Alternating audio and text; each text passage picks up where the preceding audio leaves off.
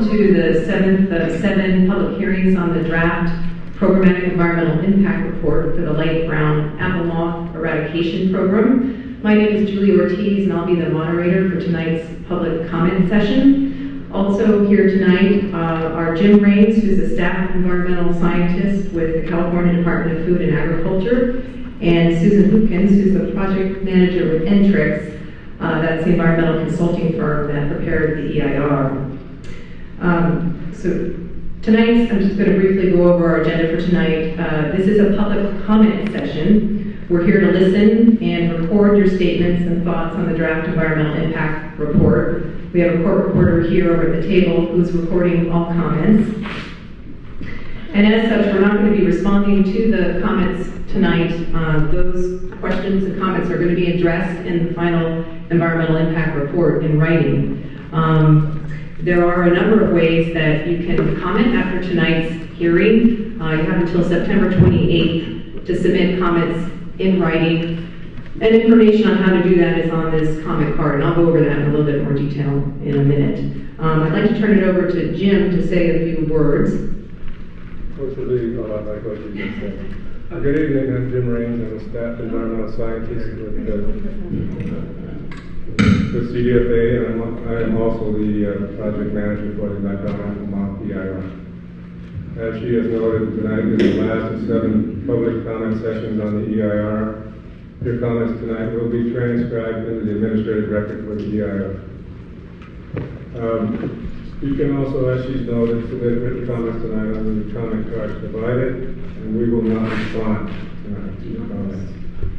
After tonight, there are still approximately 4 weeks of the public review period within which you could still submit written comments or emails on this project. After the comment period has closed, we will evaluate the comments and respond with the final EIR. Anybody who has expressed interest in the process will be notified of the availability of the final EIR. Please address any comments to me, Jim Raines at CDFA, and they have to be in by close of business on the 28th of September. With that, I'd like to hand it over to our consultant, Susan Hupkins, for a brief overview of the EIR. Okay, thank you, Jim. I'm going to go up here and go over to the one slide. I want to be clear about what are the alternatives that we've looked at in depth in the EIR. These are the 5 alternatives that the department is considering for use to eradicate LBAM. The first technique is called sterile insect technique, and male moths are sterilized and distributed airily over large areas to disrupt the mating pattern. The second technique, or alternative, involves a pheromone that is targeted to LBAM, and it also disrupts mating behavior. And there are 3 options involving the use of this LBAM-specific pheromone. The first option is to put the pheromone onto a twist tie, which is applied to trees or telephone poles and attracts the male moths but does not kill them. The second technique involves putting the pheromone into a thick matrix and spraying a dollop, a chunk of material, onto a telephone or utility pole or a tree. And then the third technique involves the use of what's called a bioflake, and this bioflake would be distributed aerially over remote areas, and by that we mean over substantially undeveloped areas, the heavily forested areas and agricultural areas. The next technique involves native parasitic wasps, and these will attack LBAM. And these wasps are commercially available and used in other applications, so this is not anything terribly new, but it has been determined to be an effective alternative. Fourth, the male moth attractant involves the pheromone in this sticky matrix, which is applied onto a telephone pole or a tree, but it also includes the insecticide permethrin, such that for male moths who are attracted to it, it will also kill them. And then last we have, there are two materials that are organically improved and are used in various applications. The one called BTK, Bacillus thuringiensis kurostaki, is very specific to LBAM. Either that or spinosad would be used, applied to foliage where LBAM is found, primarily the larvae. Just to make a few comments as well on the EIR and the preparation of it. We also looked at the no program alternative, primarily in response to public comments about what we think would be the impacts of not proceeding with the eradication program. So that is looked at in the same depth that the alternative, the program alternatives are looked at in the document. We also, in looking at all of these alternatives, we've drawn conclusions about whether the impacts are potentially significant or not. There are some potentially significant impacts, but in all cases, we've identified mitigation measures that would do what they call mitigate that impact, and in large part avoid the impact entirely, such that the net overall result is, when you look at all of these alternatives, there are no significant and unavoidable impacts. So with that, Julie, I'm going to open it up to public comments. I'm going to go over a couple of guidelines to make our public comment session as productive as possible. Jim already covered again that there are ways to comment after tonight's final public hearing through writing until September 28th. And again, if you didn't have a chance to pick up this form on it, it has all the information on how you can submit your comments. I am going to be, we have the rest of the meeting, and as long as it takes to allow everybody who wanted to speak an opportunity to speak once, after we go through speakers, once if time remains, I will call on folks and you can speak again. I'm going to call in order of the speaker cards that I have here, and I do ask that you state your name and any organization you represent. I'm asking folks to limit their comments to 3 minutes so that we can give everybody a chance. I am going to be timing it, and just to give you a little heads up where your time's at. If you see this yellow card flash, it means 30 seconds remaining. I do ask that there's no donation of time, and by that I mean donating your time to somebody else. We'd like to make sure it's equal and everybody has an equal chance to speak for 3 minutes. And again, if time remains at the end, there may be an opportunity to speak again. I'll let you know when we're at 30 seconds and when your time is up. And also do ask that there could be different viewpoints you hear tonight, so that we're respectful of those, no interruptions. We're fine with polite words of support, but if there's loud boos or disruptions, I might have to ask to corral that a little so that we can hear. And it's also important for the court reporter to be able to capture everything correctly. So with that, I'm going to open it up. Our first speaker is Jane Kelly. The microphone is over there, and again, if you could state your name for the record, that would be great. Good evening. My name is Jane Kelly. I am a member of Stop the Spray East Bay Steering Committee. There is a metaphor used in the legal profession, fruit of the poisonous tree, and what it expresses is that if the source of evidence is tainted, then what is derived from that source is tainted as well. In the context of the draft EIR, I would apply that metaphor as follows. Any course of action or decision that derives from a false premise is going to lead to the wrong conclusion. The Entrix EIR has two fundamental flaws which have led to the mistaken conclusion that LBAM is a serious threat. First, in the summary, which provides the background for the entire EIR, it states, and I quote, LBAM is a new pest to North America. False. It is not. Highly respected entomologists tell us it has been here for 30 to 50 years. But we can, if we choose, ignore the scientific evidence on which these entomologists base their claim and look simply to CDFA Secretary Kawamura himself. On May 9, 2008, Secretary Kawamura was interviewed on KKGN radio. During the broadcast, the Secretary said, and I quote, "We think it's been here only 3, to the outset 6 or 7 years. That was in May 2008, so even the Secretary believes that the moth has now been here between 4 and 8 years, and all that time without a single verified incidence of damage to crops or other plants."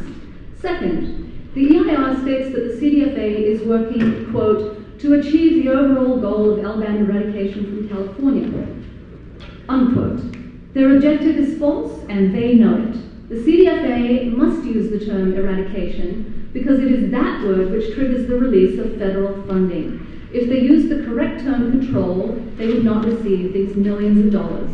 The CDFA also knows that former USDA employees and top entomologists are correct when they state that LBAM cannot be eradicated. The moth is found in at least 15 counties. It is a resident insect and it cannot be eradicated, just as the CDFA has failed to eradicate numerous other insects of real concern to California agriculture. Basic research shows that the CDFA claims year after year to have eradicated an insect only to start eradicating the same insect over again. For example, the CDFA has been eradicating the medfly every year for the past 27 years or so. The reality is that they are controlling the medfly, but they are taking money for its eradication. The EIR states these false premises over and over again and reaches the same incorrect conclusions repeatedly.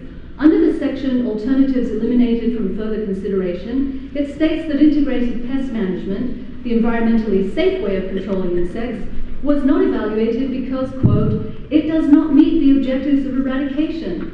So the CDFA and Entrix dismiss IPM based entirely on a fabricated objective. Time. You can go ahead and wrap up here. Thank you.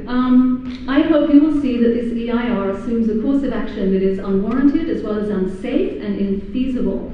This is one wasteful program that we can eliminate now and redirect that funding to matters that do require action. In conclusion, I suggest that Entrix be sanctioned for its woefully inadequate and misleading preparation of this EIR. Thank you very much. Good afternoon. My name is Tom Kelly. I'm a resident of Berkeley. One of the major casualties in this 2-year battle that we've been engaged in with the CDFA and its LBAM program is the loss of public trust in state government.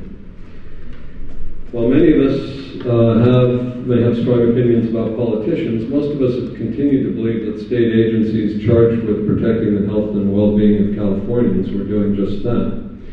Until this issue arose in 2007, a few of us knew much about the CDFA and its work, but I would venture to say that today most of us believe little of what the CDFA has to say on any subject. The CDFA has consistently misrepresented the facts and the science to achieve its ends. It has kept citizens and other government agencies in the dark about its agenda, and it has treated people who have opposed this program with contempt. The CDFA's activities and its behaviors have also tarnished the reputation of state agencies like the Office of Health Hazard Assessment and the Department of Public Health by mischaracterizing the results of the health study conducted by OEHA of the people sprayed in Monterey and Santa Cruz counties in 2007. The EIR continues the charade others have mentioned, continued this charade. I would add that its failure to disclose where the pesticides will be sprayed, I think that's a question that I'd like to see answered, is that when we talk about heavily forested areas and agricultural areas, what exactly does that mean? Does that mean Tilden Park? Does that mean Mount Tamalpais? Does that mean people who live in rural areas who have lots of agriculture occurring in their areas? And we'd also be very interested in knowing about the contents of the pesticides that will be sprayed. One of the flashpoints for all of us previously was the fact that the material sprayed in Santa Cruz and Monterey counties had cancer-causing and other health effects in the materials that were sprayed, and in this EIR, there's no description of the ingredients or inert ingredients found in the spray. 30 seconds.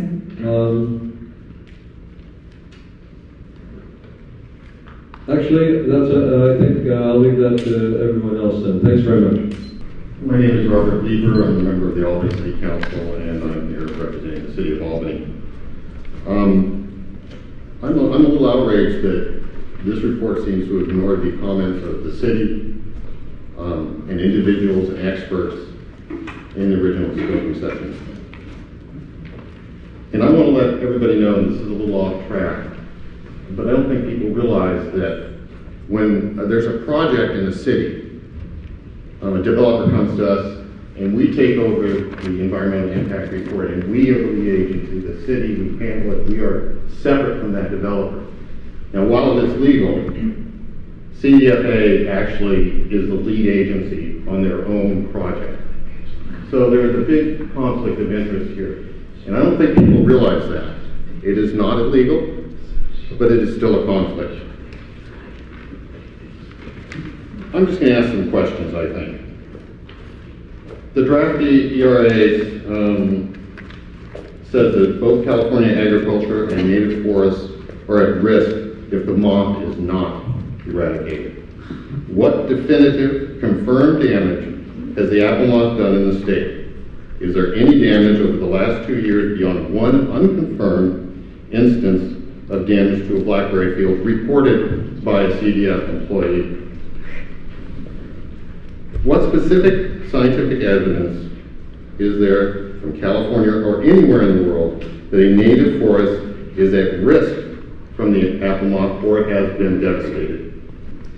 Given the lack of damage over the last 2 years, what specific evidence can CDFA cite that the damage from the apple moth will increase? CDFA's annual LBAM report to the legislature says that a better, more definitive DNA test for the moth is needed, along with information about DNA of related moths, and to ensure accurate identification. Now, everybody should know there's at least 50 other leaf rollers that are essentially have the same kind of behavior as the apple moth, and apparently they're okay. But, you know, some of these eradication programs may affect our native species also. If the current testing is not sufficiently adequate, how can the CDFA be sure that the apple moth is present in a given location and or responsible for the damage in that particular location? The no program alternative in the ERA is based on the premise that private landowners will increase their use of pesticides because the apple moth causing damage will force them to the store and they'll buy a bottle of Raid or whatever insecticide they have and start spraying in their backyard. And thus, we can't do the no action alternative. Well, I can tell you that people in my town, for the most part, don't use pesticides in their gardens. Time. Thank you. I have two questions. The first is, a UC researcher states that LBAM cannot reproduce in climates above the mid-80s. Since almost all of our agriculture areas far exceed the mid-80s, why does CDFA continue to express concern about the light brown apple moth? And my other question, as we all know, the U.S. and the state of California are facing severe economic difficulties. Many agencies and programs have been deeply cut. However, CDFA, due to the LBAM program, will enjoy receiving a great influx of taxpayer money, perhaps for many years. Given the lack of verifiable damage caused by LBAM, can we be assured there is no personal monetary reason for CDFA's demand to implement a program that may cumulatively poison and saturate the soil, wildlife, and people of California with toxic chemical pesticides for years to come? Hi, my name is Sylvia Skepich. I'm from Santa Cruz. I'm here because I spent a lot of time here. My boyfriend lives here. I spent a lot of time hiking in these woods. I spent 8 years of my adult life here, and I was born here, and I own a business here. LBAM is an unproven threat. Some of my dear friends are the biggest organic farmers in Santa Cruz, and I know people inside the California Strawberry Advisory Board. And given this, they say there's only been 3 berries that have shown any damage and not even proven to be by the light brown apple moth by some leaf roller. 3 berries only in all this time. So, given that it's an unproven threat, the moth should be delisted, basically. Unproven treatments of any kind have unknown repercussions and ripples throughout the environment. In Santa Cruz, we witnessed this big time. Dead sea birds, weird red tides that no one had ever seen in their entire lives. My camellia tree was ruined. My citrus tree, leafy trees that have waxy coverings were ruined from the spray. I know the spray is off the table, but I'm talking about all these unproven treatments. The funding from Homeland Security is a suspicious factor in this whole mess because it's coming from federal funds and not from state funds. So it's, making California wealthier in this aspect, and it's very suspicious how they're going about getting these dollars allocated. We know that when nonprofits have money, they'll use it, and that's what's happening here. The economic damage that's happening to the farmers is from the quarantine. It's not from the damage that the moths make. It's from the quarantine and embargoes, and this has to stop. We need to get these moths delisted. Eradication, as somebody else stated, is near impossible. Just looking at it historically through eradication programs. And what I want to say mainly is that, tell this to your leaders, we will follow you. We will make sure that our lands are protected. We will not stand by. I'll go down to Carpinteria where my brother lives. I'll go to LA where my friends live, and all of us, we the people, I'm talking we the people, because we have a constitutional right to stand up for our rights of protection and safety. And we're writing a constitutional amendment. I forget what you call it exactly in Santa Cruz, but we will expand that and we will follow this movement. So we're not going away, we the people will make sure that we remain safe in this land. My name is Daniel Lappin. I'm a private citizen living in Mill Valley, California. And for the last 33 years, I've contended with a complex health condition. I've had approximately 1,500 stroke-like events in the last 20 years. I've gone to see over 40 different doctors in the last 20 years to deal with this situation. I have a very difficult time eating food every day. I have a compromised immune system, an autoimmune condition, I have a weak liver, and I support organic foods, and so I'm very environmentally sensitive. And I want to tell you how incredibly angry I am at the CDFA and also both of you, because I believe both of you are in disregard for me personally in this whole issue. And so a request that I have is you go down to a local elementary school and that you find a panel of 5th graders and you lay down this evidence in front of the 5th graders, and you're going to see that these facts are really clear. There is no real damage here. There is no real issue here. This is a bunch of corrupt, bureaucratic politics going on here, and I just want to let you know that we see you. We see you. You're lying to us. And you're threatening my health. You're ignoring the information. I went to the website last night, and I looked up the term psychopath, okay? And a psychopath is a person who will deceive and lie in the face of the truth for their own benefit in disregard for the other person. And I just want to let you know that we see you on this, okay? And I just want to let you know how angry I am that the possibility of having a variety of pesticides in a number of different forms, of some of them unknown chemical constitutions, distributed in my environment that I'm going to breathe in and walk in or eat the food in, when I have enough hard time living on a daily basis, okay? I want to take this personal to you, and both of you are responsible for it. We see you. Okay? Thank you.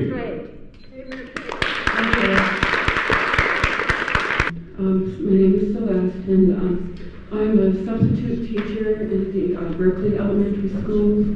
And last year, my husband and I were very involved in the opposition, to the aerial spraying issue. And I was so touched by the information that came from the scientists, against this LBAM. And so it's really kind of it's amazing to see where's our conscience that you can turn and put pheromones and all these various forms into the environment. I mean, we have children all over the schools already with asthma. And going down to the principal's office for their little inhalers. And you're going to put out flakes, bioflakes.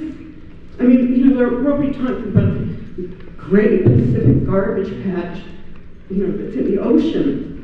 And we're creating another one here. It's a whole pattern of thinking that we're caught in and fixed, a fixed pattern of thinking. I looked at this book called War on Love, and it's the same thing like the war on Iraq. We don't know our consequences. It's like, what happens years from now you put out bioflakes? Thank you. My name is Signe Matson. I'm a resident of Albany. And I would like to second everything that's been said so far. In addition to that, I just came back from the Yosemite area where I breathed 3 days worth of smoke, which was terribly intense on the third day. The sky was dark and reddish, and my lungs are still affected. And I'm just wondering, the way fires are so prevalent these days, when all this plastic that these pheromones, all the stuff and the other chemicals that you're going to use start burning, whether it's in residential areas or in the forests or on the agricultural lands, what the effects are going to be, not only on all the people, but all the animals, and all the plants and trees. I see that the EIR does not quantify the health and environmental impacts of the program as a whole, that it only looks at individual treatments. So when does the state intend to quantify the environmental impacts of the program as a whole? For example, what kind of research and follow-up has been done in Monterey and Santa Cruz counties, not only just on the reports that were made and of which 10% supposedly were looked at, but not only those filed reports, but what kind of research has been done on the population and the cumulative effects of the actions down there. Do you plan to prepare specific EIRs for each area of the state and the treatments to be used in each area? And why don't you become more comprehensive in assessing the effects instead of saying that there's no problem? We have no problem with the moth itself, but you're saying we have no problem with poisoning the state of California. 30 seconds. Angela Cunningham has vocal cord damage and has asked to have her statement read. I strongly oppose the spraying. The state has failed to address substantial evidence that the moth is already well established in California and poses no threat. There is substantial evidence that eradication is neither feasible nor achievable. The state draws unsubstantiated, not credible conclusions regarding the risk. Hundreds of people in California got sick, yet the state dismisses this as a coincidence. We must put the lives of people over the life cycle of moth. Even though I'm unable to speak, and it was so difficult because of my health to come, I think this issue is so critical that the health of everyone, especially children, and the ill. Thank you. My name is Bob Shepard. I live in Berkeley.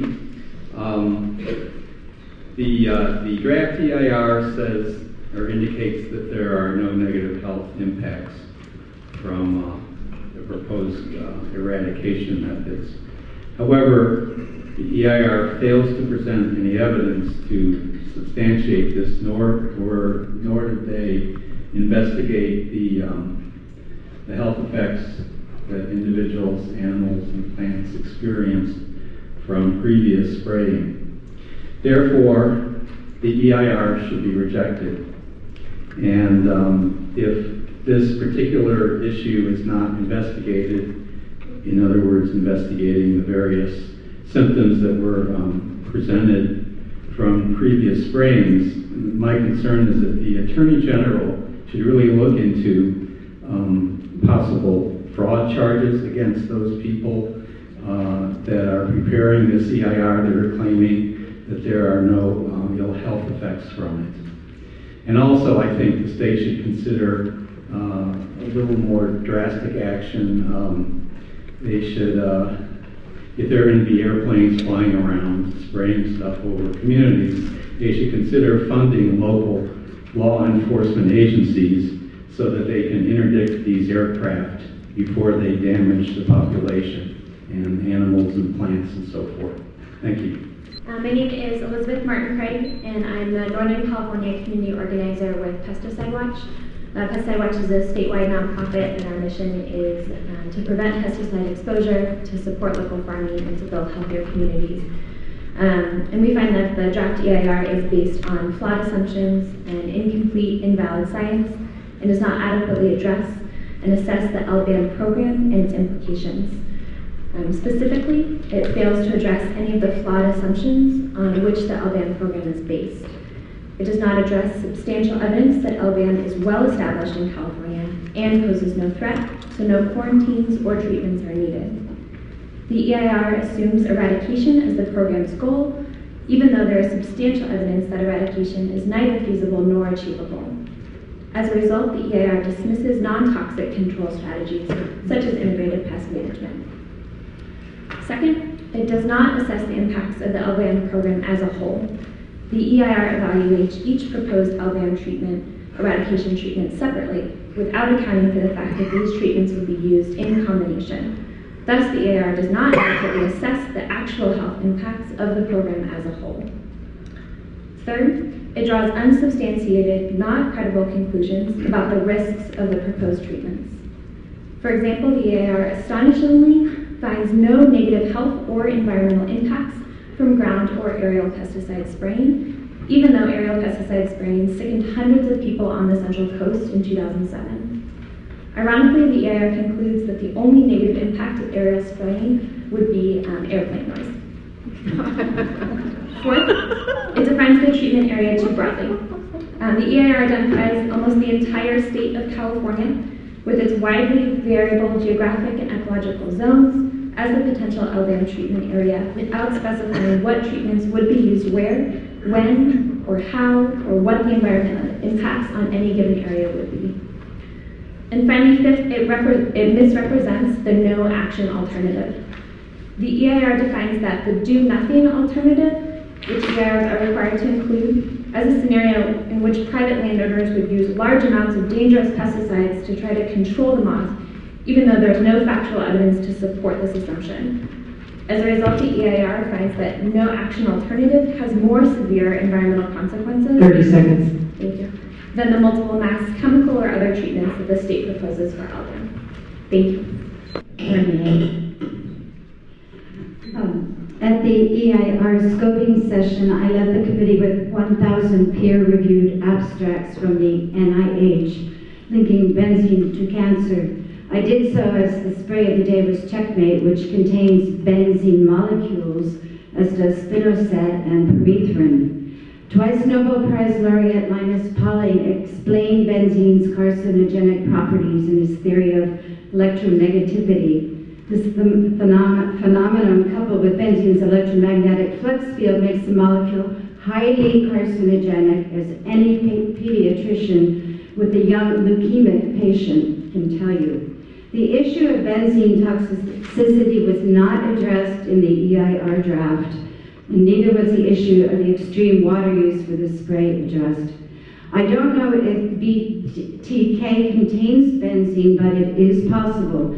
Nonetheless, the inert ingredients in BT, and BTK is a variant of BT, in the past included dangerous chemicals on EPA List 3. BT is the same species as B. anthracis, which causes anthrax. The only difference is one germ that produces proteins. BT could conceivably exchange a germ or plasmid, it's called plasmid, with a wild anthrax germ and become anthrax. Pharmaceuticals to the rescue. It is believed that exposure to Bt and its variant BTK can produce symptomless infections that can challenge the immune system and cause disease later. They are hormone mimickers or endocrine disruptors which can lead to breast and prostate cancer. There is evidence that the Gulf War syndrome and other autoimmune diseases may have been triggered by and may be present infectious organisms similar to BTK, and therefore considered to be harmless. Our own cells are not sufficiently different from those of insects so that we suffer no harm from these pesticides. BTK is a pesticide whose safety for human populations living in sprayed areas has never been tested. I would like to quote our governor today who said on the news, "Public safety is our #1 priority. Let's put him to the test." And I also want to tell you, moths serve a function in nature. For example, in the oak trees, the moths eat some of the leaves, but not all of the leaves. They thus aerate the trees and preventing sudden oak death, which is a fungus and needs aeration. And all these pesticides kill kitty cats and bees and birds and fish. So I believe you are only puppets. I'm not blaming you, but please do the moral thing.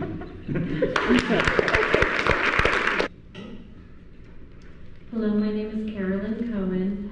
I live in Tiburon, California. I am a steering committee member and am representing Mamas, Mothers of Marin Against the Spray. We are an organization of 500 plus families from Marin County who oppose the LBAM eradication program. Our organization will submit written comments before the deadline for the program. We strongly oppose the LBAM eradication program, and we are asking the CDFA to reclassify the light brown apple moth so that the eradication program is no longer necessary. This program is based on flawed assumptions and wastes our precious tax dollars. Mama's mission is to protect children's health from environmental toxins and pesticides. Children are especially vulnerable to the effects of pesticides and toxins because they are not able to adequately purge them from their bodies like an adult can. So as a result of that, they will have sometimes 7 times higher levels of a toxin in their blood than an adult. And this is why children's health has been compromised in the past decades, and we're seeing skyrocketing levels of asthma, learning disorders, and other health problems in children, not to mention the adults. So I ask how the program plans to protect vulnerable populations, such as children, asthmatics, the elderly, immune-compromised, etc. I realize that this program is a form of a stimulus program whereby the CDFA gets millions of dollars from the federal government, but I think we need to find another way to stimulate the economy, employ the CDFA, and finally, we must take hold of the fact that this program is morally wrong. Thank you. Good evening, my name is Mariah Healy. Last Saturday I celebrated the 1-year anniversary of the end of my chemotherapy for breast cancer. When my mother was pregnant with me, she was given DES, which was an untested drug. They had no idea what the effects would be. It took them 25 years to discover that it causes all forms of cancer. In young women, rare cervical cancer. In older women like myself, it helps to cause breast cancer. I was also exposed heavily to DDT when I was a child. And in prepubescent girls, exposure to DDT is a big risk factor for breast cancer. Now, both of these substances, it took them 20 to 30 years to discover the dangers of them. And as we know, there's still DDT in all of us right now. And I'm still suffering from the effects of the DES, which may well cause another cancer. and now you want to spray me, you want to spray my yard that I never use pesticides or herbicides in, that I have 3 or 4 fruit trees that have suffered no damage from a light brown apple moth. And you want me to ingest this, you want this is going to be all around us. I mean, it's going to be everywhere. And the thought that you're going to spray it in an agricultural area and that it's not going to make its way to the Bay Area, we know very well there are many chemicals that are sprayed in the Central Valley that are now here in the Bay Area, carried on the winds. It just seems to me to be absolutely insane to think that you would spray millions and millions of people when you don't know the long-term effects that this is going to have on our lives, on the lives of our children, our neighbors, our animals, and our food. And obviously, I'm speaking on behalf of all people who have environmentally induced cancers. This is not something you want to go through. Thank you. Good evening. My name is Lisa Abbott, and I'm here representing Stop the Spray San Francisco. I'm a resident of Oakland, and I also suffer from a condition called multiple chemical sensitivity. I'm environmentally sensitive myself.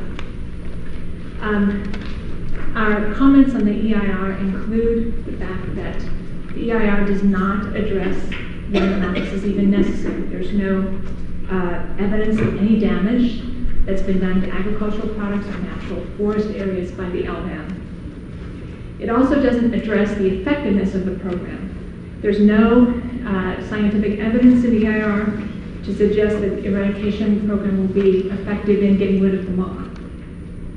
In fact, in the EIR states that the moth has actually expanded its range within California despite quarantine programs and other measures that have been undertaken for almost 2 years. It doesn't effectively address the safety of the program. There's no comprehensive review of the program as a whole and its impact on the environment and on human health. It also doesn't address how expensive this program is and whether or not it's a reasonable use of our tax dollars. Not only the millions of dollars on the program itself, but the Hungry Pest campaign that is sponsored by the USDA, including a website, TV, and radio ads that stir up public fear of the moth and other pests that have caused no damage. What I'm wondering is why the EIR and this whole process of the eradication program hasn't been paused while the USDA considers and responds to the declassification petition that was submitted nearly a year ago by concerned citizens with scientific review. Thank you. My name is Jim Barinholtz. I'm a resident of Berkeley. I've come here today to challenge the proposed LBAM eradication program as a violation of human rights. My position, well, first let me just say, as the program was presented a little over a year ago at a hearing, not a hearing, but a public meeting in San Francisco, this aerial spraying, proposed aerial spraying, was to be done with pheromones and a various combination of 10 different chemicals, toxic chemicals, in microscopic plastic capsules that are small enough to be breathed into the deep lung tissue.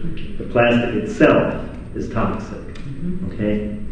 And so, to me, and I believe to many of the people in this room and in this state, to intentionally introduce toxic chemicals into the environment that every living thing in that environment must breathe is a violation of not only the human rights, but the rights of all living things. Okay? You can't, when you put something into the air or the atmosphere, you can't separate it out and say, this is just for this species.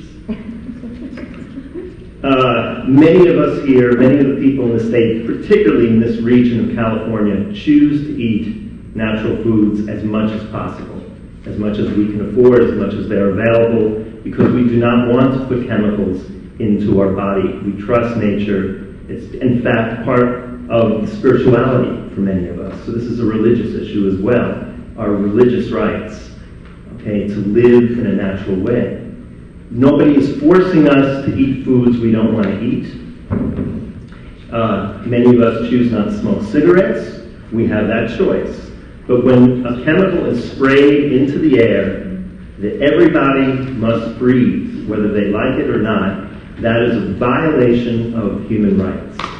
Why have governments all over the world, and actually this really started here in California, but now even in countries where people are heavy smokers, we're finding smoking banned in public places. Because it's recognized that this is a human right to be able to be in public places and not be forced to breathe other people's cigarette smoke. Okay? So we need to look at this LBAM program from the standpoint of our human rights, the rights of other living things in the environment that are not represented in our state legislature, so we have to help represent those other species here today. And I ask that we continue to look not just at this program, but at all programs that intentionally introduce toxic chemicals into the environment and recognize that this is a violation of the human rights of the people of this planet. My name is Carolyn Cox, and I'm with the Center for Environmental Health here in Oakland. I wanted to take a step back and look at what the goal and the purpose of an EIR is supposed to be. And basically the purpose is to look at a really wide range of alternatives that could potentially be used to solve the particular problem at hand and try to figure out which one will provide what you need with the least environmental impact. And in order to do that, it's really crucial that you consider that wide range of alternatives. And I think there are alternatives that have been not considered in this EIR that should have been. And I just wanted to give an example from history, because sometimes by looking at the past, we learn a lot for the present and the future. And this is a different pest. About 30 years ago, in a different state, Oregon, the Oregon Department of Agriculture was making a similar decision about how to deal with a pest. In this case, it was a plant. It was called pansy ragwort, but even though it's a plant, it has a lot of similarities to the apple moth situation. So it was an invasive species, had come from elsewhere, had the potential, the Department of Agriculture believed, to cause a lot of economic damage because it's toxic to cattle and horses. Unlike the apple moth, there actually were documented poisoning incidents occurring on a regular basis in Oregon at that time. And there was also concern that the plant would move, over the mountains into areas of the state where agriculture was a bigger deal. It would be an even bigger problem. Sound familiar? So what did the Oregon Department of Agriculture decide to do? Well, one thing they realized early on was that eradication was not feasible, and mostly they looked at this as a financial thing. Actually, the plant was present mostly on private land, and the state was not going to pay for expensive pesticide treatments on private land, so they had to find something else. And so they did two things. One is they educated landowners about pasture management that would create healthy pastures so this plant could not survive. The analogy with apple moth would be cultural practices for farmers that create healthy agricultural systems. And the other thing is they introduced a whole suite of what are called biological control organisms, so insects that fed on pansy ragwort. And there would be analogous insects for the apple moth that were remarkably successful. And as a graduate student, I was able to document some of the success. In a 10-year period, the population of ragwort dropped by 90%. So I would really encourage the Department of Agriculture to consider an alternative like this for the apple moth. Thank you. Hi, my name is Pauline Fontano. I'm a health educator in Berkeley, California, and I work with Community Health Education Institute throughout Mid-County. I work with the State Health Department as well. One of the first things I wanted to note was that the EIR does not assess the impact of the LBAM program as a whole. It doesn't assess the health and environmental impact of the program. And it draws unsubstantiated conclusions about the risks of the proposed treatment. It finds no negative health or environmental impact from ground or aerial pesticide spraying, even though hundreds of people were sickened along the Central Coast. In other words, it misrepresents the health studies of sick people. And just to look back, the state had dropped 1,600 pounds of mixture of chemicals on 60 square miles of California's Central Coast. Residents developed strep throat, asthma attacks, difficulty breathing, blurred visions, debilitating headaches, inability to concentrate and focus, body tremors, feelings of lethargy and malice, respiratory illness, irregular heartbeats, menstrual cramping, interruption in menstrual cycles, and in some cases a recommencement of menstrual cycles after menopause. Pets died, aquatic life died as well. Now, if we look at one of the elements in this aerial spray, one of the chemicals, polymethylene polyphenol isocyanate, it's known to exacerbate asthma and respiratory symptoms in sensitive groups, according to Dr. Scott Maston with the National Institute of Health. The material data safety sheet lists its side effects as, quote, breathlessness, severe coughing, chest discomfort, irritation of mucous membranes, reduced pulmonary function, may develop sensitivity, which leads to asthma-like symptoms on subsequent exposure. Well, if things go as the state has planned with this EIR, there will be subsequent spraying. So within 2 years of monthly sprayings, 384,000 pounds of pesticides would be dropped on 60 square miles in the Central California coast, or 6,400 pounds of pesticides on 1 square mile. Now, we have to think about the city where I live, Berkeley, and where I work in public health, 1/3 of our children have asthma. And if you think this has no impact on their daily life, on their education, on the cost to the taxpayers, you are totally mistaken about this. So each one of you will have to think about what are the long-term consequences that I could be personally responsible for causing. I have a multiple chemical sensitivity myself. If this spraying goes as 30 seconds, I will have to leave my position. Also, that it would dramatically increase the number of deaths in hospitalizations in California. Calculations that were done by Neff and Halfman and misinterpreted by the Department of Agriculture show a dramatic increase in particulate matter. On the average of 5 million people per year, there are 15,000 deaths per year from pneumonia and cardiovascular disease. According to Dr. Nett's calculations, there would be 1,480 more deaths within 2 to 3 days after spraying occurs. My name is Jerry Cross, and I'm from Berkeley. I teach at the Elk Valley College. I have multiple chemical sensitivity. I was poisoned some years ago. It changed my physiology. I had no allergies before that.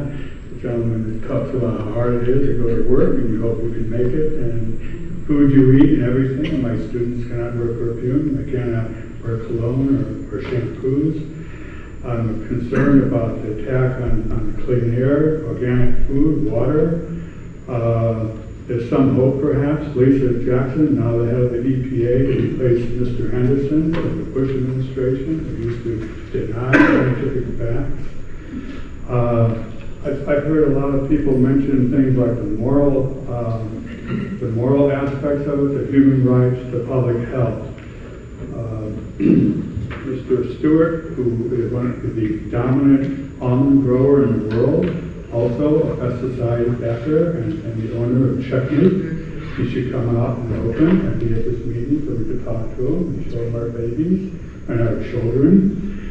And it's time for everybody. We're coming out of a time of great corruption and power, and it's time for people to realize it isn't enough for Rumsfeld just to apologize after thousands of people get killed. It isn't enough for Madoff to apologize after damaging and destroying thousands of people's lives by greed. It isn't enough. And you don't have to go along with this. You up here. Hi, my name is Jason Cross. California Department of Food and Agriculture is supposed to help us stay alive by monitoring food that we eat, instead of switch sides, deciding to help kill us. This may sound extreme or oversimplified, but it's not. The CDFA has been corrupted by powerful interests with deep pockets. Money talks. While those on top benefit financially from long-term contracts with the state, supplying it with pesticides for years to come, the other 99% of us on the bottom pay for it in 2 ways. First, with our tax dollars, may be paying for the very pesticides that may be our demise. Second, our bodies will likely become sick or weakened, probably leading to death for some, according to the research. Look at history to hypothesize the future. Poison was already sprayed in Monterey County and Santa Cruz County a year ago. The results were devastating. Pests died. People got sick. Women who had finished menstruating in life actually recommenced. People could no longer concentrate. What type of person would consciously spray this toxic material on the public?